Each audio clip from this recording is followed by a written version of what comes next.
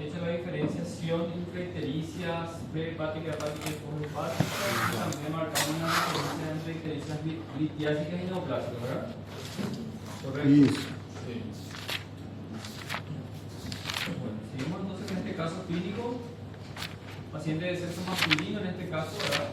No solamente en el sexo femenino padece de patologías biliares, ocasionalmente también en el sexo masculino, varón de 58 años, que acude a urgencias por un dolor abdominal con características de dolor de tipo biliar muy similares al cólico biliar, a la colecistitis aguda misma, se acompaña de náuseas y vómitos, síntomas acompañantes muy comunes de patologías biliares, ¿verdad? Pero en este caso sí, el paciente presenta coloración amarillenta de piel y mucosa. Y como dijimos en clase pasada, cuando el paciente presenta ictericia, me empiezo a enfocar y a preocupar por las vías biliares principales, ¿verdad? Por eso es que entramos en aquella clasificación, solamente mencionar que no toda ictericia es quirúrgica, como ya vimos en la clasificación, ¿verdad? Pero en este caso, además de la ictericia, el paciente tiene coluria también. Es portador de litiasis vesicular. Estaba ya en lista de espera para una cirugía electiva, esperando meses a veces. El paciente termina sufriendo alguna complicación, como en este caso. Ya tuvo cuadros similares de dolor anterior, pero de menor intensidad, sin que haya ocurrido ictericia en ese entonces. Lo más probable es que habrá tenido cólicos biliares antes, ¿verdad? El examen físico abdominal, resumiendo, llama la atención la marcada ictericia del paciente. La coloración amarillenta bien marcada, pero de más hallazgos sin relevancia. El paciente en la ecografía se observa bastante bien nutrido, un paciente que previamente estaba sano. Actualmente al mirar al paciente está bien nutrido, a veces con cierto sobrepeso. Al examen físico abdominal no hay signos de peritonitis. Parece eso, no hay signos de Murphy, no hay defensa. Si bien el paciente tiene dolor, no tiene signos de peritonitis. Y el estado general del paciente, bastante bien todavía. No es un paciente séptico, que tiene una mecánica respiratoria alterada, que está anúrico, que está con alteración del sensorio. Este paciente está bastante estable y solamente la coloración amarillenta de piel y mucosa llama la atención. En todo paciente que viene a la urgencia con un dolor con características biliares, vamos a pedir la misma rutina de laboratorio, un hemograma que podemos ver en este paciente bastante inocente, ¿verdad? No hay leucocitosis, no hay anemia, no hay neutrofilia. Lo que me llama la atención es el hepatograma. La función renal está conservada, la glicemia está normal. La bilirrubina total, sí, efectivamente alterada. Valor normal de 1, ¿verdad? Como dijimos, fácil de recordar ese valor 1. Este paciente tiene 6.8 y predomina la directa, 4.2, siendo que esto debería ser solamente el 20% del total. Está francamente aumentado. La fosfatasa alcalina muy aumentada. Entonces, en este ejemplo, como ya aprendimos la clasificación, un paciente que clínicamente tiene ictericia, tiene coluria, probablemente tiene acolia, pero el paciente no sabe referir bien eso. El patrón de bilirrubina a especies de la directa, fosfatasa alcalina bien aumentada, transaminasas TQO y TQP ligeramente alteradas. ¿Qué patrón cumple aquí? Prehepática, hepática o poshepática. Claramente poshepática. Y haciendo ya un enfoque hacia la etiología de la poshepática, ¿les parece que es algo litiásico o neoplásico? Lichioso. Paciente joven relativamente, previamente sano, dolor abdominal, primer dolor, la presencia de dolor, reciente. Una bilirrubina no muy marcada, absolutamente marcada, menos de 10. Entonces va más hacia una litiasis. A veces debe ser un raciocinio cuando abordamos un paciente con ictericia. Amilasa, normal. Perfil lipídico alterado, otro factor de riesgo asociado a enfermedades biliares. Radiografía de tórax, de rutina. Podemos decir que es una radiografía normal, receso postofrénico libre, no hay derrame pleural, no hay neumoperitoneo, no hay una cardiomegalia importante o un engrosamiento del mediastino.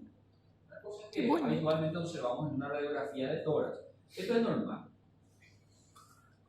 Ecografía siempre va a ser el primer estudio direccionado a las vías biliares en un paciente con ictericia. La ecografía es el gold estándar para colelitiasis, pero su limitación es estudiar las vías biliares. No puede ver las vías biliares en toda su extensión. Solamente puede ver la parte superior del coledoco, como ven en esta imagen. Esta imagen que está aquí debajo, esta imagen tubular de la parte inferior, es la vena porta. Si yo aplico la herramienta Doppler de cualquier ecógrafo actualmente tiene la herramienta Doppler, puedo ver que hay flujo vascular en esta estructura, es la vena porta. Y ustedes saben la relación de la vena porta con el colédoco, están ahí pegados. Pero el colédoco tiene un diámetro muy fino, hasta 6 milímetros, en condiciones normales. Entonces, habitualmente en una ecografía normal se ve la vena porta y se ve el colédoco muy fino o no se ve el colédoco. ¿Pueden imaginarse que acá hay un pequeño conducto? Pues así se vería un colédoco normal, no dilatado. Cuando se ve otra estructura tubular, como en este caso, el colédoco, que está dilatado. Cuando se ve una imagen en doble caño o en caño de escopeta, entonces el colédoco está dilatado. Y puedo medir esto. Se mide y vemos que dice que el colédoco mide acá 12 milímetros. ¿Está dilatado o no? El doble. Eso es lo que me puede decir la ecografía. No me puede ver aquí, no me puede visualizar el colédoco medio. Imagínense que estaría aquí el trayecto, ¿verdad? Estaría más o menos aquí. Y el colédoco inferior ahí metido dentro del páncreas. Esa es una porción que la ecografía no puede visualizar. Por eso les dije que la ecografía tiene una limitación para observar la vía biliar. Pero esta información de todas maneras es bastante valiosa. Colédoco proximal o colédoco superior dilatado. Eso me habla de que hay una obstrucción distal. Por eso siempre decimos que la ecografía nos puede dar la información de dilatación de la vía biliar, pero no siempre, casi nunca, nos va a dar la etiología. Yo no sé si acá hay litiasis obstruyendo, si hay un parásito obstruyendo, si hay una estenosis o si hay un tumor. Me imagino por la frecuencia y por el contexto clínico que es algo litiásico, pero no tengo seguridad absoluta de eso. ¿Se entiende, claro? Lo que sí me dice también con mucha precisión la ecografía es que las vías biliares intrahepáticas no están dilatadas. Decimos que no está dilatado porque no se ve vías biliares intrahepáticas. En condiciones normales no se ve. Si se ve vía biliar intrahepática, como un árbol ahí de la vía biliar, así como se lo llama, es porque está dilatada. Y como dijimos ya en la clase pasada, vía biliar intrahepática dilatada nos habla de una ictericia más arrastrada. En otras palabras, una ictericia neoplásica. Entonces, esta información valiosa también juega a favor de una ictericia litiásica. La dilatación del colédoco cuando fuera neoplásica también suele ser más marcada, más de 20 milímetros, 30 milímetros. ¿Verdad? Y acá me dice que la vesícula biliar efectivamente tiene litiasis, me confirma que hay litiasis. Estos días en la sala de internación tuvimos una paciente que fue un caso muy dudoso. La paciente entró como esta clínica. Ictericia, dolor, ictericia, coluria, laboratorio en este rango, 5 de bilirrubina total, así mismo como este. Pero la ecografía decía, no hay litiasis vesicular. Y decía la ecografía que el colédoco estaba normal, pero recuerden que la ecografía no es buena para ver el colédoco, porque para ver esta imagen, así como le estoy diciendo, depende de muchos factores. Operador dependiente, equipo dependiente, y paciente dependiente, si quiere decir, si el paciente está un poco obeso, con gases o un poco obeso, se ve así como este. Entonces nos quedó en la duda, porque así como dijimos ahora mismo, esa paciente joven, mujer, 30 y algo años, dolor, todo indicaba que era litiasis. Pero la ecografía con mucha exactitud dice, no hay litiasis vesicular. Una posibilidad es que una piedrita de la vesícula fue la que equilibró y está causando el ictericia, ¿verdad? Y efectivamente en esa paciente fue eso. Tuvimos que pedir un estudio, pregunta del examen. Tuvimos que pedir un estudio de imagen de alta sensibilidad para ver la vía biliar en toda su dimensión. ¿Cuál sería ese estudio que le pedimos? Resonancia. Resonancia. Se hizo la paciente la colágeno de resonancia y ahí se confirmó efectivamente hay coledo por quitiasis. Y se confirmó además que no hay quitiasis en la vesícula, o sea que ocurrió esto que dijimos. Probablemente la única piedrita que tenía la paciente en la vesícula fue a causar ese problema, algo fuera de lo habitual. Se hizo la paciente una CEPRE y se retiró el cálculo. Es lo que vamos a hacer en este caso también. Profesor, ¿se puede explicar la imagen rapidinho, no? Esta imagen, sí. Esto que se ve aquí, primeramente, es el hígado, ¿verdad? El parénquima hepático. Todo esto que estoy señalando. Es aquí donde se vería dilatada la vía biliar intrahepática. En este caso no está dilatado. Esta es una imagen habitual, siempre constante, que es la vena porta. Si yo aplico aquí una herramienta que se llama Doppler, apretar un botón y estudiar el flujo, me va a dar flujo sanguíneo aquí. Con eso estoy certificando de que esta es la vena porta. Y el conducto que se encuentra por delante, porque esto es delante, porque aquí es anterior, ¿verdad? Es el conducto colédoco. Normalmente no se ve así, no se ve prácticamente, solo se ve la vena porta. Cuando se ven dos conductos es porque el colédoco está dilatado. Se mide esto y al mirar esta imagen decimos, hay una imagen de doble caño o de caño de escopeta. ¿Saben aquellas escopetas que tienen doble caño? Entonces, esta es la imagen típica de un colédoco dilatado. Y al medir aquí, dice que tiene 12 milímetros. Doutor, Ese redondinho ahí. Probablemente es un corte nada más ya de una rama de la vena porta ahí. Un corte ahí. Una rama que se fue ya desplazando lateralmente y el ecógrafo es como un corte. o senhor opera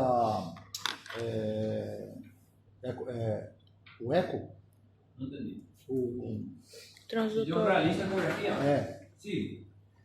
Neste caso, para o transdutor aparecer dessa mesma forma aí, ele está posicionando ele direto no hipocôndrio? Sí, en esta imagen, para obtener esta imagen es en el hipocondrio derecho. Sim, de frente assim mesmo, não de lado. De frente. Depende mucho de la anatomía del paciente. La técnica es que se aviente de frente, ¿verdad? Siguiendo el lóbulo derecho del hígado. Pero a veces tenemos que bascular un poco el transductor para poder encontrar esta imagen. Mas você vai meio que procurando nessa linha aqui. Assim. Hay que ir buscando porque es muy variable el volumen del hígado del paciente, la anatomía del paciente, dependiendo de la obesidad, todo eso.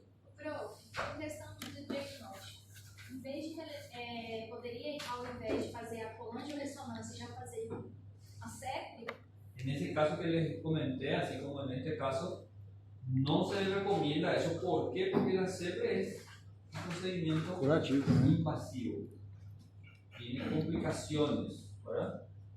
Antiguamente se hacía lo que estás diciendo.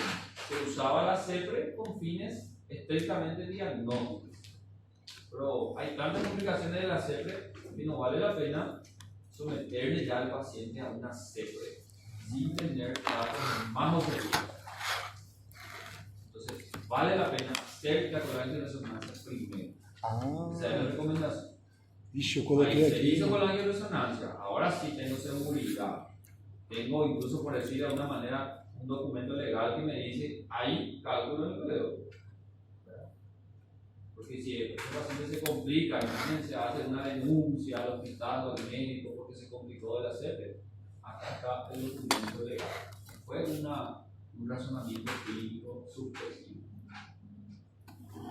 Pero hay algunos criterios, vamos a hablar de eso hoy.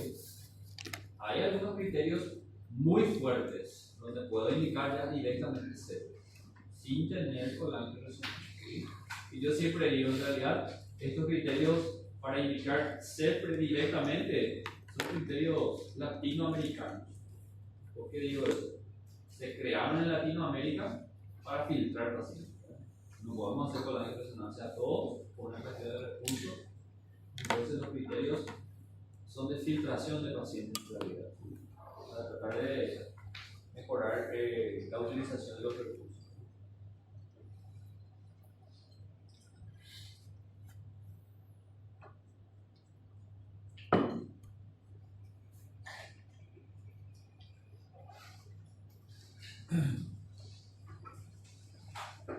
¿Cómo entonces escribirían el diagnóstico en una pregunta discursiva en el examen de un caso clínico como este?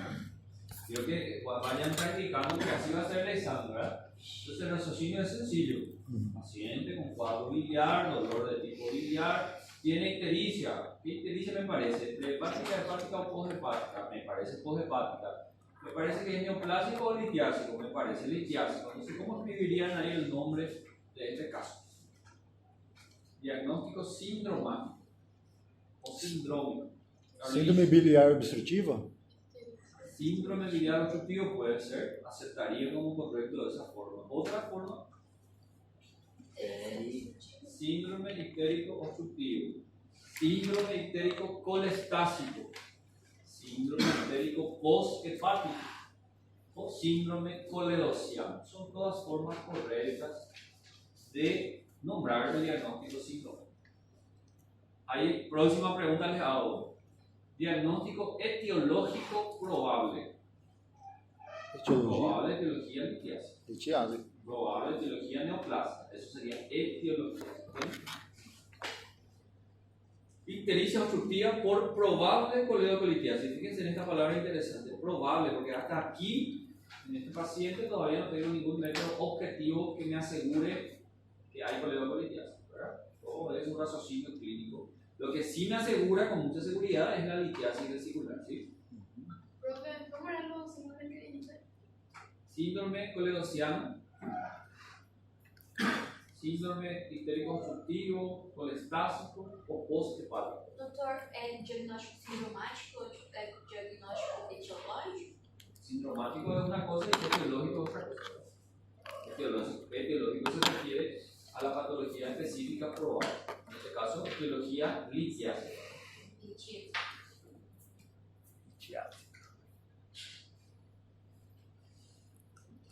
Entonces, como dijimos en este paciente, entonces lo ideal es hacer primero una colagio de resonancia. Colagio de resonancia confirmó que hay litiasis coledociana.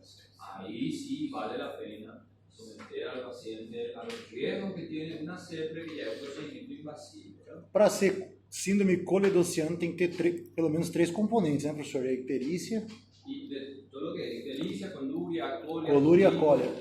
y ese patrón obstructivo del laboratorio. ¿Bien?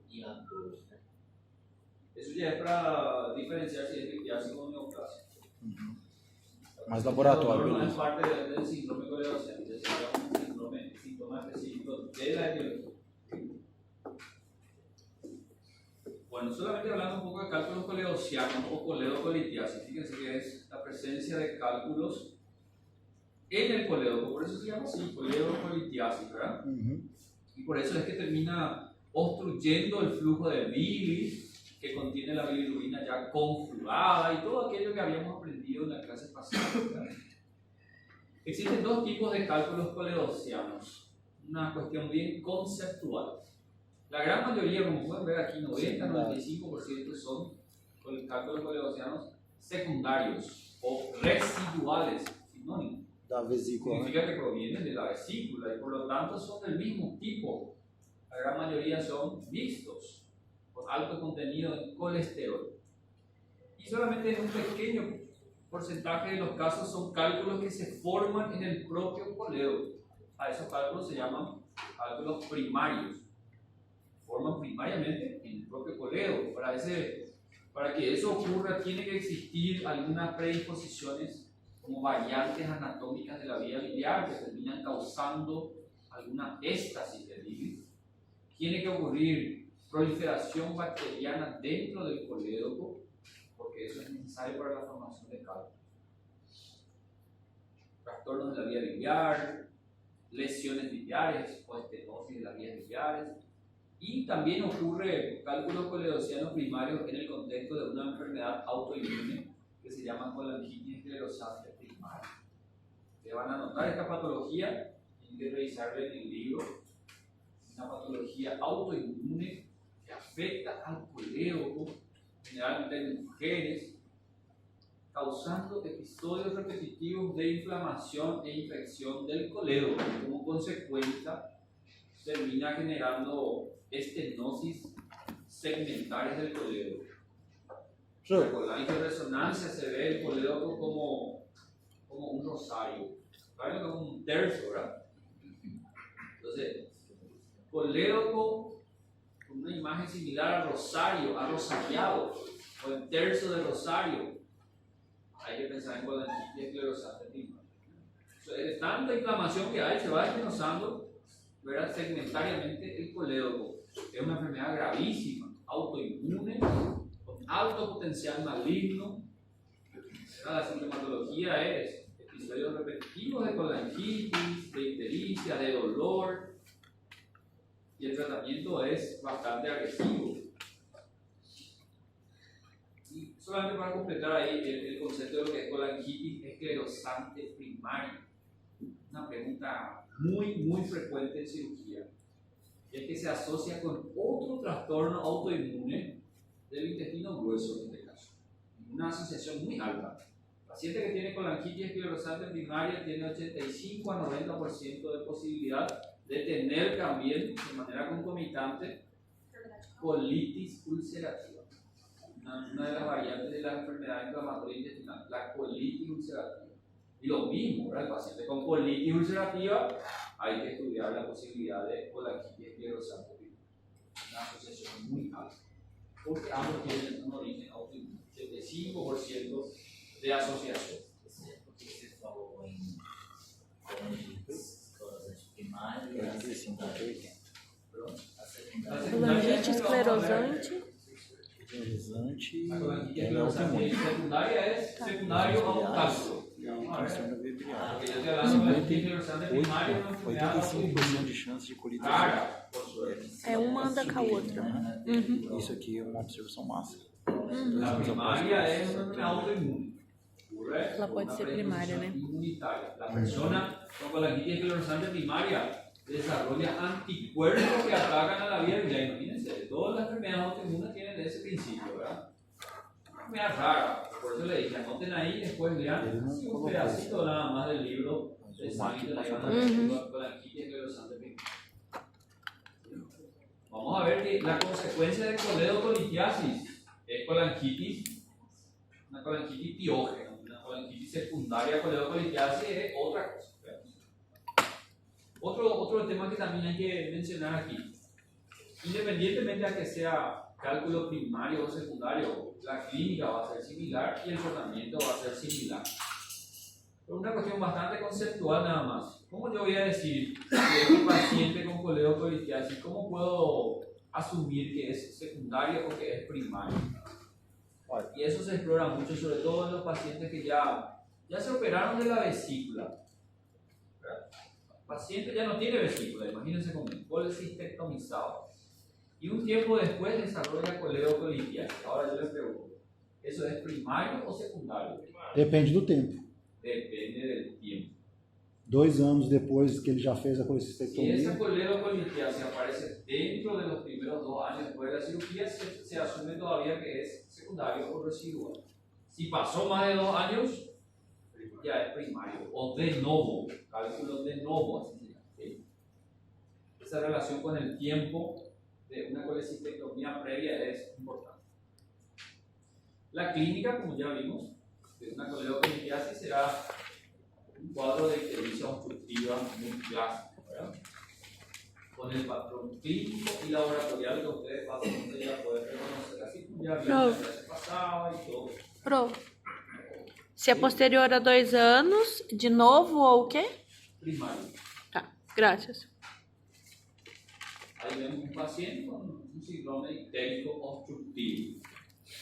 Tiene un dolor cólico biliar muy intenso, más intenso de lo habitual, incluso llamamos cólico subintrante. ¿Recuerdan de eso, verdad? La ictericia del paciente con coledocolitiasis es fluctuante, otra característica también que difiere de las neoplásicas. Y eso es porque el cálculo muchas veces está flotando ahí en la vía biliar, permitiendo cierto pasaje filiforme de la bilis, ¿verdad? Y los demás componentes del síndrome ictérico. A eso conocemos como síndrome coledócico. Ahí está la comparación de una coluria, la ascolia, falta de tensión de las heces, y el prurito, ¿verdad? Un prurito que puede ser bastante intenso y es un poco más característico de las neoplásicas, pero también puede aparecer en las litiasis, ¿verdad? Se debe a que esto a la circulación en sangre de los elementos de la bilis y específicamente por los ácidos biliares que terminan impregnándose en las terminaciones nerviosas de la piel. Y eso genera un prurito intenso, según la literatura, más característico de las neoplásicas, y llega a ser tan incapacitante que se ha descrito pacientes que se quitan la vida por el prurito tan intenso. Esta es la imagen de lo que es una colangioresonancia, y de ahí pueden entender por qué decimos que es un método muy sensible, porque realmente nos muestra el árbol biliar, y ahí entendemos por qué se denomina árbol biliar. Aparece un árbol ahí con todas las ramas y el tronco principal que es la vía biliar y la circulación de la bilis en su interior. Y la falta de relleno es la parte donde está el cálculo, ¿correcto? Una imagen aquí particular donde se observan decenas de cálculos en la vía biliar, una situación posible y conocida como panlitiasis coledociana. Doutor, os cálculos aí, eles estão em que tonalidade de... Isso aí é feito com Contraste, né? Onde tá La faltando, falta tá de vendo? tensión es la presencia del cálculo. Entonces todo esto está lleno de cálculos aquí, mezclado ahí con la bilis, ¿verdad? La presencia de más de 5 cálculos en la vía biliar principal ya entra en la denominación de lo que es una panlitiasis coledociana. Hipoecoico ali. Não é nada vesícula, né? Tem que estar Não, não, no É porque você tá Então é vendo. coledociana. para ser considerado É ressonância Exato. intensa. Então, Se llama hipointenso. panlitiasis coledociana. Aí ele fica hipointenso. Hipointenso, sí.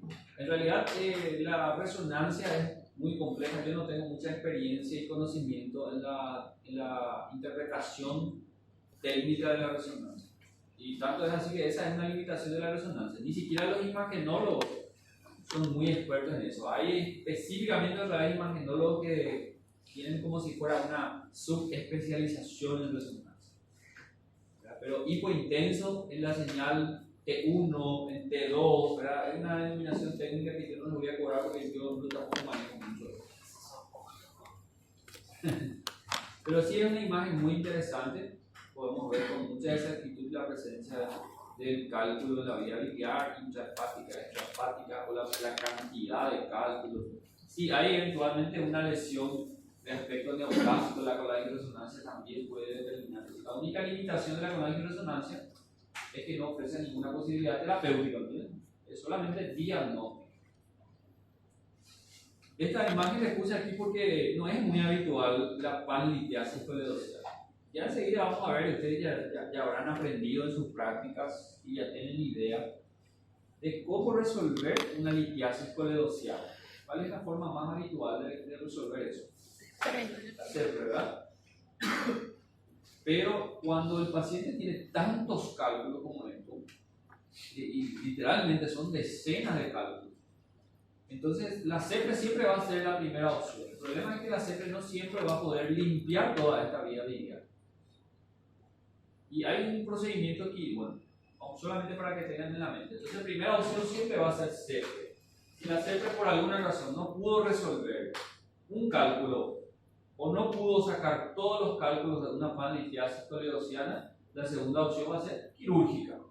Y dentro de la cirugía, la opción más habitual es abrir el colédoco y retirar los cálculos. Una coledocotomía, extracción del cálculo y dejar un drenaje específico de las vías biliares, que es el tubo de Kerr, Aquele em T, né? en forma de letra T. Eso es lo que quiero que sepan. Hay unos casos hoy día muy seleccionados otro procedimiento quirúrgico, vamos a decir, extremo para resolver la panlitiasis coledociana es una derivación biliodigestiva en hidrox, así como lo dice su nombre. Derivación biliodigestiva consiste en literalmente abrir el colédoco en forma transversal, seccionar esta vía biliar y anastomosarlo directamente con un asa intestinal, comunicar la vía biliar con una porción del yeyuno. Por eso se llama derivación biliodigestiva. Voy a comunicar la vía biliar con la vía digestiva, ¿verdad? Una derivación hepático-yeyunal en hidrox. Esa es la técnica que se hace. Antiguamente se hacía mucho esto, de manera indiscriminada, por decir así. Hoy día es un procedimiento quirúrgico muy limitado para situaciones muy puntuales. Primera, justamente, la panlitiasis coledociana. Pacientes mayores de 65 años, ese es otro criterio también. Porque esta derivación biliodigestiva, esa junción biliodigestiva, puede tener consecuencias también, como es la colangitis a repetición, el síndrome de sumidero. Anoten el síndrome también. Qual seria? Síndrome del sumidero. ¿Sí? Ajá. ¿Saben lo que es un sumidero? Es algo para que entiendan. ¿Saben las hormigas que tienen aquellos? Hormiguero. Algo relacionado con eso, cuando a veces las hormigas suben, ¿verdad? Suben y Quando tem comienzan a aquele extravasar sumidouro. por su orificio de su Sumidouro eu pico. conheço. Algo, una analogía que hace la Entra a literatura água con el ali, síndrome del não vai sumidero, pra lo lugar que pasa es que cuando se hace una junción biliodigestiva, Isso el aí. contenido intestinal fácilmente asciende a la vía biliar y eso hace que el paciente tenga colangitis a repetición. ¿Por qué? Porque los gérmenes están ahí en libre pasaje. Porque hay gérmenes dentro del intestino. Entonces, el síndrome de sumidero es una colangitis a repetición por ascenso de los gérmenes en esa junción, en esa anatomía. Esa es una de las razones por la cual la derivación biliodigestiva hoy no es una primera elección o una alternativa para la coledocolitiasis. Solamente está indicado cuando hay panlitiasis coledociana y el paciente sea mayor a 65 años, porque también se considera que esa junción puede terminar siendo un asiento de neoplasia. Por esa razón no se hace en personas jóvenes, se hacen personas mayores de 65 años que tendrían una expectativa corta de vida ya. Porque así como la anastomosis, recuerdan, no sé si hablamos de la reconstrucción Billroth tipo 2. Todavía no vimos ustedes, ¿no? ¿Verdad? ¿Cómo? Antiguamente se operaban muchas úlceras gástricas. La cirugía era antrectomía, cortar el antro y unir el estómago con el yeyuno, una reconstrucción que se llama Billroth tipo 2. Esa situación a su vez también predispone al desarrollo de un cáncer en ese muñón gástrico, porque el contenido biliopancreático muy alcalino termina generando eso en aproximadamente 10 años en adelante. Muchos pacientes que se operaron hace unos 20, 40 años atrás de una úlcera gástrica y que tienen un Billroth tipo 2 por ahí andando, tienen mucho más riesgo de desarrollar un cáncer gástrico en el muñón gástrico. Es el mismo principio. El síndrome de sumidero y la posibilidad de una aparición de cáncer. Entonces, esto se habla en los congresos, van a escuchar algunos de repente si entran. ¿Cuándo hacer una derivación biliodigestiva hepático-yeyunal en hidrox? Es muy limitado hoy día la indicación. Esto es lo que habíamos hecho, la comparación entre las ictericia litiásicas y neoplásicas, ¿verdad? En este caso, nuestro paciente todo lleva a pensar en un origen litiásico. Solo para que tengan un poco idea de lo que es la CEPRE, yo les recomiendo busquen en internet, hay muchos videos, tutoriales, para que sepan lo que es la CEPRE. Muchos tal vez se interesen en hacer endoscopista futuramente, porque es un área muy buena. Aquí ven ustedes la vía biliar. La CEPRE es un procedimiento endoscópico, como pueden ver aquí el endoscopio llega a la segunda porción, el endoscopio con visión lateral, identifica dónde está la papila. El primer paso de la CEPRE es cortar la papila. Un procedimiento que se llama papilotomía. Cortar la papila, papilotomía. Es en ese momento donde puede ocurrir un sangrado, porque ustedes recordarán los arcos pancreáticos duodenales aquí. Muy rica vascularización, ¿verdad? Por eso la hemorragia es la complicación más frecuente de la CEPRE. Hemorragia durante la papilotomía. Una vez que se corta la papila, el endoscopista puede introducir una guía dentro de la vía biliar. Puede canalizar la vía biliar, enviar contraste, teñir la vía biliar, todo durante el procedimiento. Volver a ver el cálculo durante el procedimiento y a partir de ahí una gama de herramientas para poder extraer ese cálculo. En este ejemplo está utilizando un balón de Fogarty, así se llama este instrumental. Balón de Fogarty muy conocido y muy popular, inventado inicialmente y todavía utilizado hasta hoy día para realizar trombectomías, procedimientos vasculares para trombosis venosas. ¿Sí? Ven ustedes que es un balón que está cerrado, ¿verdad? ¿Ven? Se introduce y una vez que pasa el nivel del cálculo, pasa por encima del cálculo, el endoscopista insufla el balón y tracciona para poder retirar el cálculo hacia el duodeno, para traccionarlo hacia el duodeno.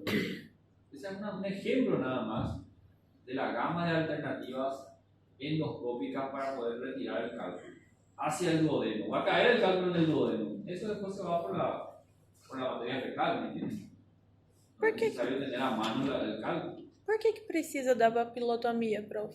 Y para poder echar la papila, para poder acceder a la papila, porque la Por papila, conta do Forçando, esfíncter, então. la papila es un esfínter, ahí tiene un tono. Entonces va a ser muy improbable entrar la papila sin cortar la papila. E a papila ela se regenera depois? No, eso queda prácticamente abierto ya. Porque esfíncter não volta, né? No. Para que pueda ascender ahí, ¿no? O esfíncter é um Não é músculo, comum, porque então não você é corta a comunicação terminação direta da nervosa, via tudo biliar. ali, né?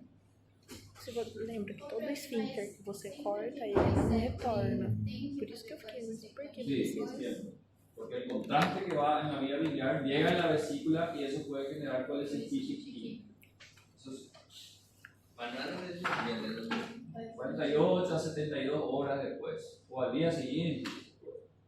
Ahí están las complicaciones de la CEPRE. Por eso que hoy día no se recomienda. No es que vamos a salir haciendo CEPRE a cualquier persona que me parece amarillo.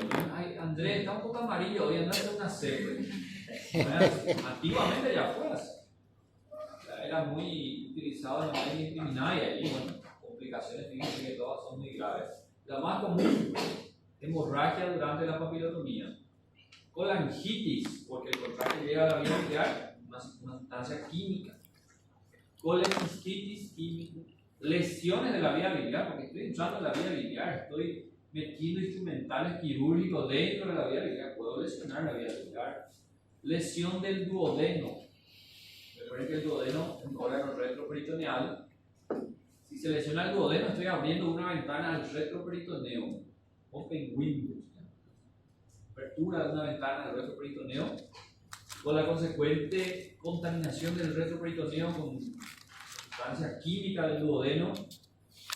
Una retroperitonitis química potencialmente mortal. Casi en el 100% de los casos es mortal. La retroperitonitis es la complicación más temida y la menos frecuente, por suerte. Pancreatitis también puede ocurrir por el procedimiento. ¿Por qué? Así como hace rato preguntó Juliana, ¿es necesario cortar la papila? Sí, es necesario porque si no, no se accede a la vía biliar. Aún cortando la papila, no es fácil acceder a la vía biliar. A veces el endoscopista realiza varios intentos para canalizar la vía biliar. Y esos varios intentos terminan generando una inflamación del esfínter de Oddi, una otitis. Y eso termina generando infección ductal del páncreas. O a veces parte del contraste que debería ir en la vía biliar se va también en el conducto pancreático, generando pancreatitis por la llegada de contraste al páncreas, al conducto pancreático. Y finalmente también, no sé si esto se aplica como complicación de la CEPRE, pero la CEPRE puede resultar no terapéutica o no exitosa por diversas razones. Una de ellas, porque no pudo entrar a la papila. A veces la papila tiene la forma diverticular, una conformación anatómica de la papila. Muy comúnmente nosotros vemos eso en los informes de CEPRE no exitosa. CEPRE dificultosa por papila de forma diverticular, o por lo menos eso es lo que dice el endoscopista, ahora para no decir que no logró hacer la CEPRE. No es fácil hacer una CEPRE, no es algo sencillo. O a veces el cálculo dentro del coleo es demasiado grande, eso ocurre comúnmente en los cálculos primarios, los cálculos de Novo. La proporción del tamaño del cálculo no coincide con el coleo. Imposible retirar. Todavía en esa situación es posible fragmentar el cálculo con un litotriptor, que es otra herramienta que puede utilizar la CEPRE para fragmentar los cálculos. Litotriptor, ¿verdad? Pero obviamente eso le agrega mayor complejidad al procedimiento y más costo también. Hay que disponer del litotriptor. O hospital aqui tem, prof? Acá no se hace CEPRE, en la ciudad no se hace CEPRE. O sea, que una persona que necesita CEPRE solamente encaminar a Asunción. No sé si en Punta Cana se hace CEPRE, creo que no también. Creo que ahora viene una vez cada 15 días un gastroenterólogo que hace aquí. En Punta. Quem fazia era o Saúl, né? Ele parou. Es lo que le digo, es complejo. No sé, yo no haría también si estaba solo, o sea, se necesita de un equipo, ¿verdad? Un equipo, y además que es muy costoso, ¿verdad? No compensa hacer. Achei. Tá no bolso. Meu Deus. Tá feia a coisa, amigo. Tá feia. Não vou nem falar. Uma coisa Muy complejo. ¿Qué Perdendo. más le voy a decir de la CEPRE que tienen que saber? Professor, é câncer de pâncreas por conta da CEPRE? No existe esa posibilidad, por lo menos yo nunca encontré esa posibilidad. El cáncer de páncreas aparece por la CEPRE. Esa es tu pregunta. Es tu pregunta. Nunca escuché en ningún software. Só creativos. Ahí es la pregunta, ¿el huevo o la gallina primero? Lo que se sabe es que en algunos pacientes con cáncer de páncreas se producen pancreatitis a repetición, pero tal vez por la presencia del cáncer.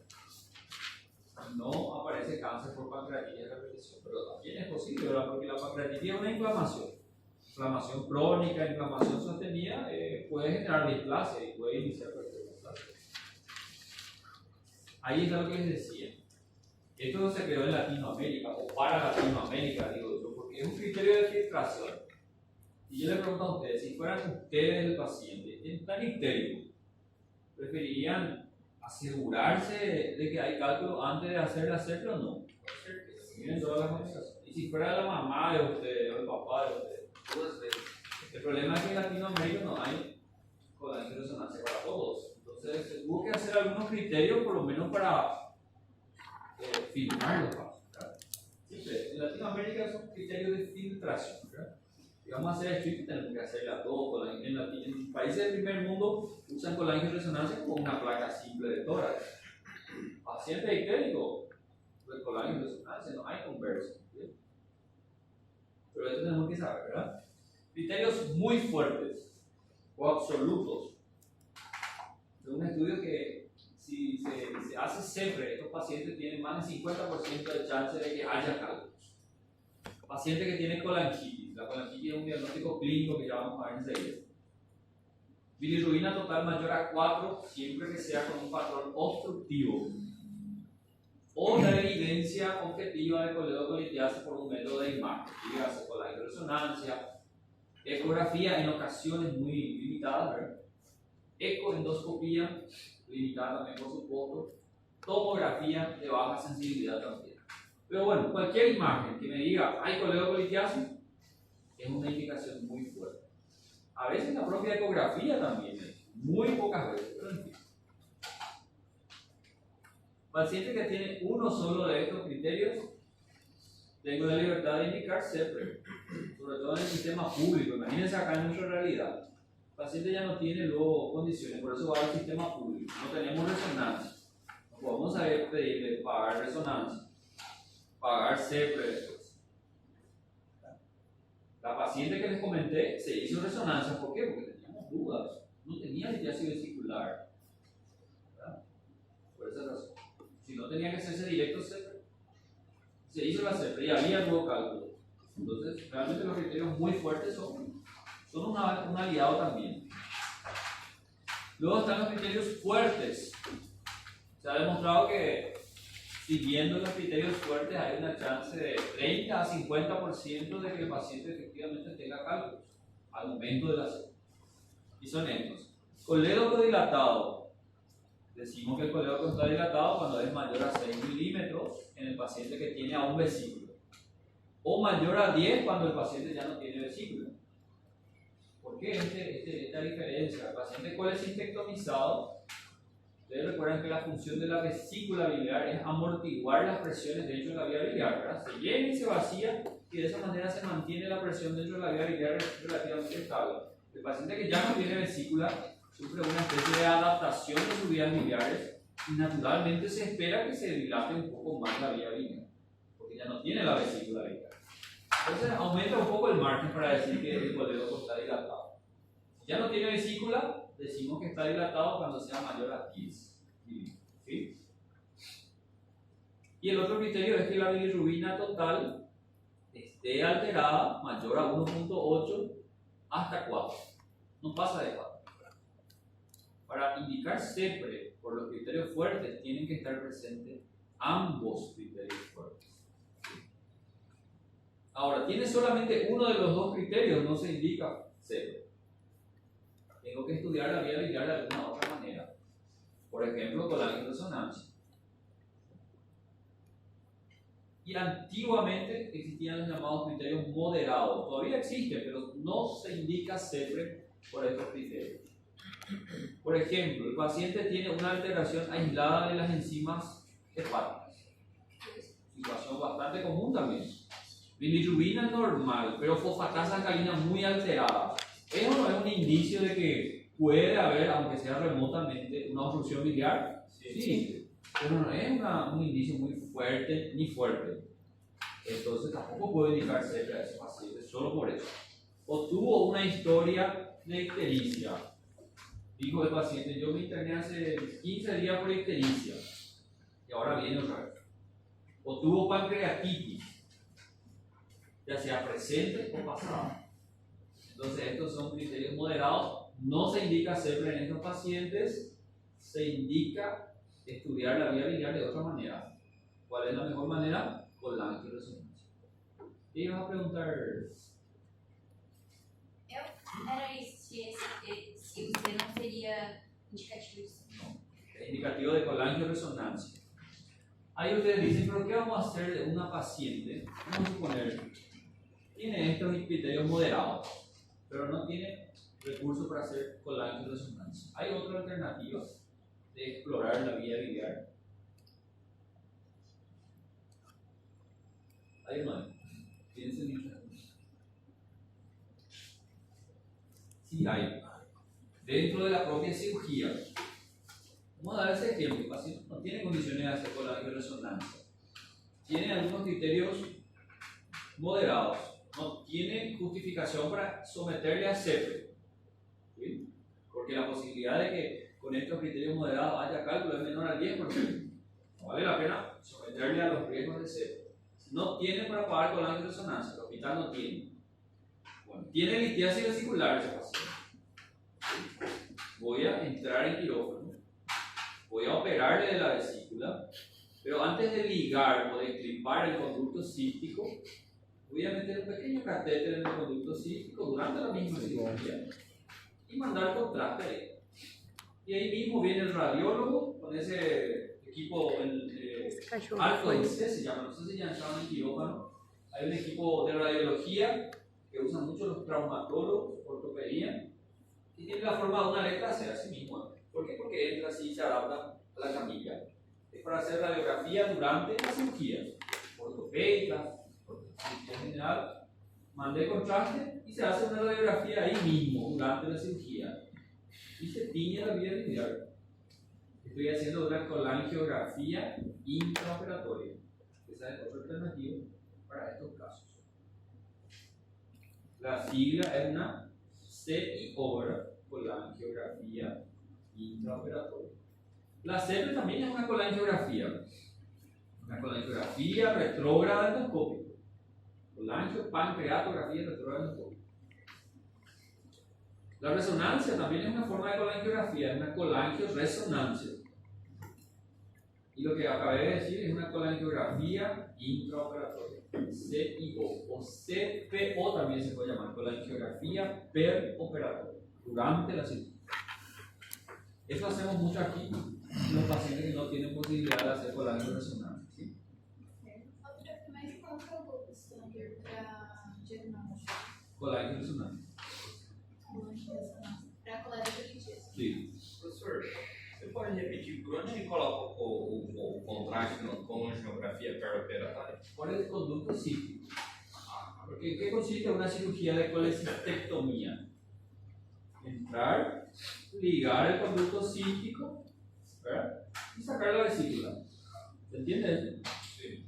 Entonces voy a hacer lo mismo, pero antes de ligar el conducto cístico, por el conducto cístico voy a meter un pequeño catéter bien finito como el conducto cístico y voy a enviar contraste. Tengo aquí una imagen para una cirugía para mostrarles lo que es una colecistectomía con colangiografía intraoperatoria. Para ver a via principal, Para né? ver, ahí en el intraoperatorio tenemos la anatomía de la vía biliar, porque yo tuve un indicio moderado, pero tuve. ¿Cierto? E doutor, então esse paciente do nosso último caso clínico aí, ele tinha indicação para CEPRE. Sí, sí tiene. Mas aí a gente falou que primeiro Lo ideal es hacer colangiografía. Ustedes tienen que aprender lo que se debe hacer en el primer mundo. Tá, entendi. Ahora, no se tiene colangioresonancia, bueno, voy a aplicar los criterios para CEPRE. ¿Tiene criterios para CEPRE? Muy fuerte. Sí, ese paciente tenía la bilirrubina mayor a 4. Maior a 4, coledocolitiasis dele dava para ser visualizado. No, no se daba para visualizar. Ah, não, no colédoco não, né? Eu só sabia que ele tinha na vesícula. Pero aún así tenía. Mas o colédoco estava dilatado mais de 6 milímetros. Sí, pero ahí no importa. Si vos tenés un criterio muy fuerte, CEPRE. Ahora no tiene un criterio muy fuerte, tiene que tener los dos fuertes. Ah, tá. ¿Entiendes? Não é A mais B mais C igual tom aqui, No, não, no. né? Si tiene uno solo de los muy fuertes, o tiene la bilirrubina mayor a 4, o colangio, o hizo colangioresonancia y se evidenció, y eso es CEPRE. Ahora no tiene ningún criterio muy fuerte, tengo que tener los dos fuertes, la combinación de los dos. Moderada solamente para explorar la vía biliar por otra manera, o colangioresonancia o durante la cirugía, pero no CEPRE. ¿Se entiende? Mas acaba sendo redundante, né, professor? Porque se a CEPRE a gente vai indicar, se tiver colangiorressonância, quando ele chega no item moderado e volta para colangiorressonância, não é isso? Não tem colangiorressonância, faz os critérios de CEPRE, de indicação, não é isso? Aí tá. Então, passo A, passo B, né? Passa critério muito forte, passa critério forte. Aí chega nos critérios moderados. Novamente volta para colangiorressonância. No hay colangioresonancia, entonces ¿qué vas a hacer? Não, No. não, aí é a cirurgia. Aí faz a cirurgia. Es una cuestión de recursos, ¿verdad? Hay que manejar los recursos que tiene el paciente o el hospital. Por eso le digo que estos son criterios de filtración, ¿verdad? Criterios de países subdesarrollados. Seguramente los países del primer mundo se ríen cuando ven estos criterios de Latinoamérica. Porque no hay problema para ellos en ese sentido, no tienen ese problema. Es Mas é que colangiorresonancia ninguém de faz também, estima. né? Porque é Eso caro es pra lo que van a cacete, escuchar en né? los congresos, ellos van a escuchar eso. Nadie va a hablar de estos 7 milímetros criterios Guarani. filtrar pacientes. Ah, não. Isso é PRI? Word. Se permitir. Não. Sí, claro, vai ficar muito. Tô falando nos Estados Claro, pra Unidos. mim, assim, Ah, porque nos Estados tem Unidos uma todo mundo faz. anotação. Todo mundo É, faz aspas, se né? não Porque tem não é a todo mundo que colônia tem de acesso. ele vai para CPO, Aí vão pro Canadá, certo? o pessoal fala, rapaz, Só que ele não vai entrar na cirurgia só para fazer CPO, né? Ele vai arrancar a vesícula também. E aí que vem minha dúvida. Esse paciente, ele já ia entrar para arrancar a vesícula ou tipo... Se tiene limpieza vesicular, sí o sí Absurdo. tiene que sacar la vesícula. Porque nós estávamos falando de coledopolitia, né? El paciente tiene enfermedad biliar, la coledopolitiasis es consecuencia de la litiasis vesicular. Ese paciente sí o sí se tiene que sacar la vesícula. Então, se ele está com os sintomas ali meio duvidoso se é coledopolitíase ou não, mesmo assim vai arrancar a vesícula. E aí aproveita para mirar o coledo. Así, ese paciente sí o sí se va a operar de la E vesícula. se tiver ali naquele momento o cálculo, Si tiver ahí, tem que resolver ahí. aí vai abrir. Hay varias opciones. De eso vamos a hablar ahora. Dentro de la cirugía, otra vez, hay varias alternativas quirúrgicas. Fíjense acá. La CEPRE no terapéutica, es lo que pasó, vamos a suponer. Se hizo CEPRE, no se pudo sacar el cálculo. Entonces la siguiente opción para sacar el cálculo es quirúrgica. Aquí se aplica todo lo que vos estás preguntando. La primera opción, la menos invasiva dentro de las cirugías, es sacar el cálculo por el propio conducto cíclico. Pero es una situación poco posible, ¿por qué? Porque si el endoscopista ya no pudo sacar el cálculo por el tamaño del cálculo, imagínense sacar el cálculo por el cístico, que mide 3 a 5 milímetros, muy fino el cístico, ¿verdad? Todavía existe la posibilidad de dilatar el cístico y tratar de sacarlo por el cístico. La idea de esta extracción transcística es no abrir el colédoco. ¿Sí? ¿Por qué no quiero abrir el colédoco en lo posible? Porque si abro el colédoco, voy a sacar el cálculo, tengo que cerrar el colédoco después, ¿verdad? Y siempre está la posibilidad de que haya una estenosis del colédoco por la retracción cicatrizal. Entonces la cirugía de colédoco no es nada simple, tenemos un solo colédoco. Podemos darnos el lujo de lesionar ese único colédoco que tenemos. Una situación extremadamente compleja. Entonces, primera opción, extraer el cálculo durante la cirugía por el propio conducto cístico. Existen varias herramientas para eso. Una de las más utilizadas, si es una cirugía abierta, la pinza de Randall, así se llama. Esta pinza se creó originalmente para extraer cálculos renales, porque tiene la forma de la pelvis y se utiliza en Latinoamérica para extraer cálculos coledociales. ¿Sí? Si estoy haciendo cirugía laparoscópica o también abierta, otro instrumental muy preguntado al examen, canastilla de Dormia. Anoten y después busquen bien. Pinça de quê? Canastilla de Randall. Dormia. Canasta de Dormia. Canasta de Dormia. É nessa extração transística? Se puede usar en Randall. la versión transística también. La canasta de Dormia es también una opción para sacar el cálculo por CEPRE. Se puede sacar el cálculo por el cístico usando la canasta de Dormia. Se puede sacar el cálculo por la propia coledocotomía. O sea, es un instrumental que tiene varias utilidades. Canasta o canastilla de Dormia. ¿Entienden? Pues les voy a mostrar la imagen. Essa pinça de Randall é para extração transística. Transística también por vía transística o por la coledocotomía, pero la diferencial es que es una pinza abierta, o sea, es un instrumental manual, o sea, solamente con cirugía abierta, cuando la cirugía era con corte, ¿se entiende?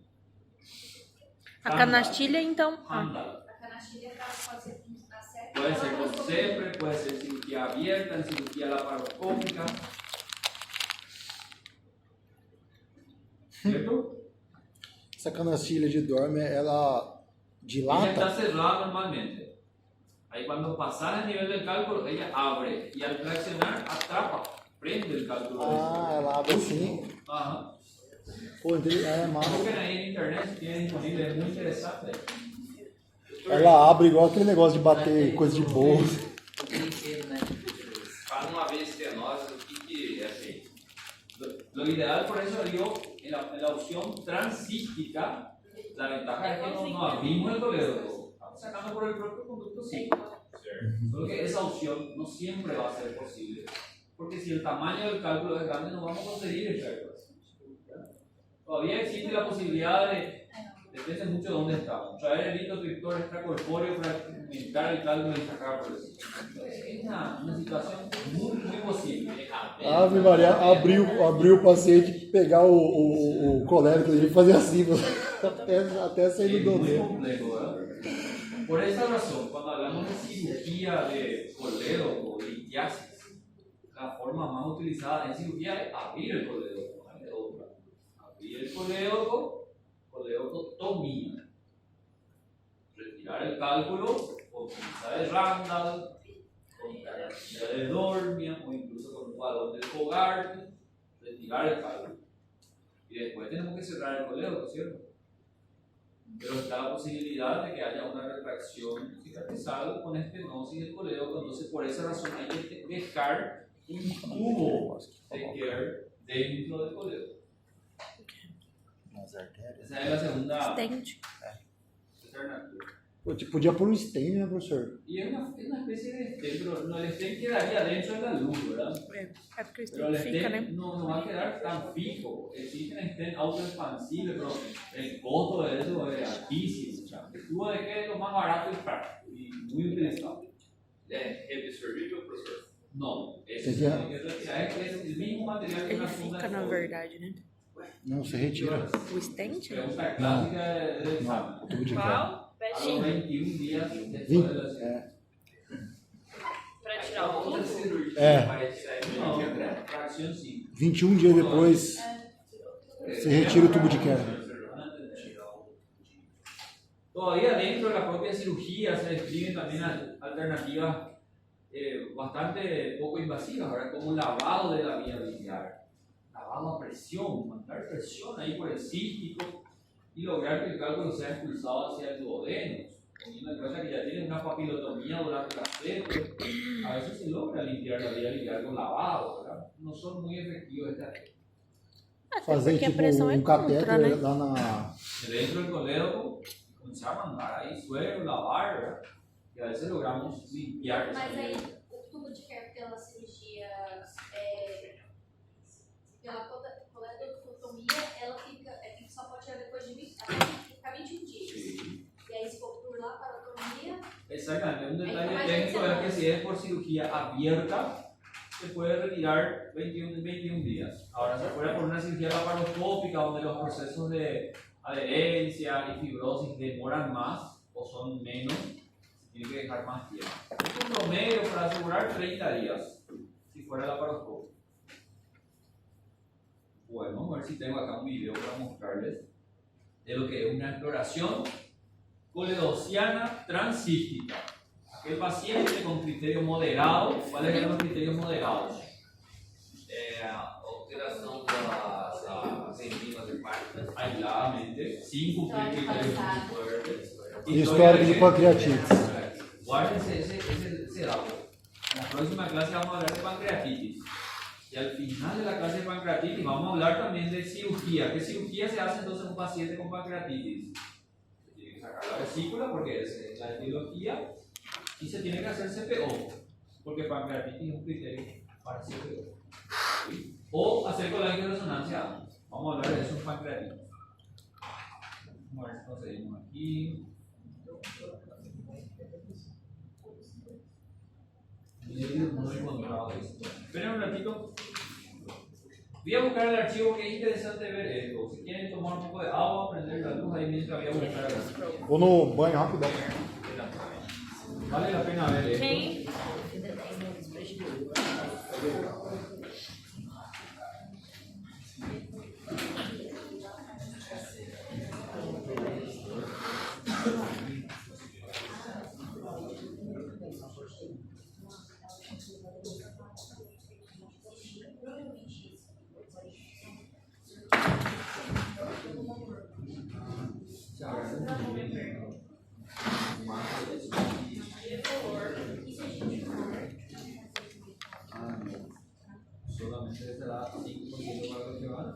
5% para los que quieran.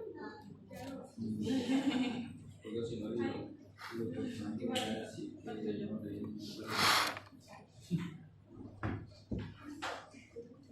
Professor, eu não entendi direito se você foi dar o dia, se puder depois repetir, porque 21 dias é para um, 30 é para outro. Sí, básicamente es eso, pero es muy relativo.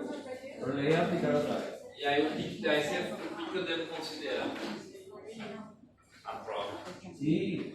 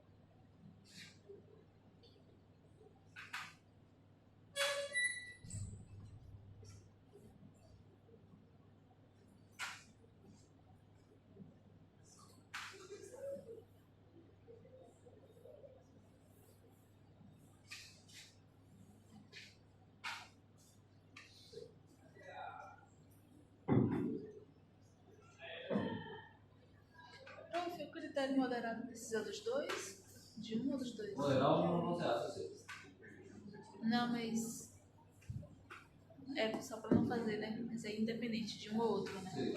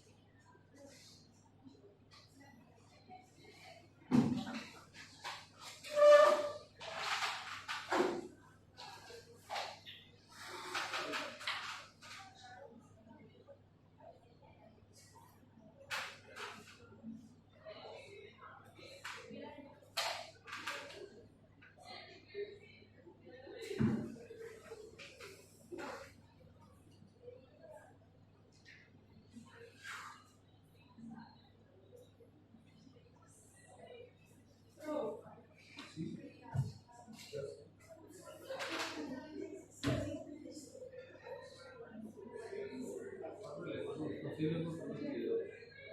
O sea, el consumo no colabora.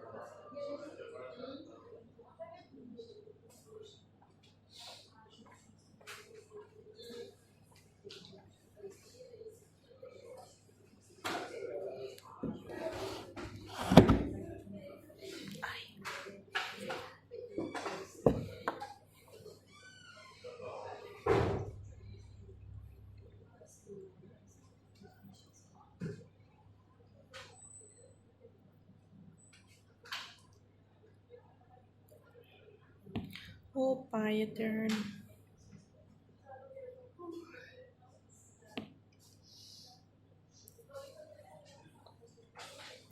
Larissa tá lá fora. Tá falando que tem que levar tudo.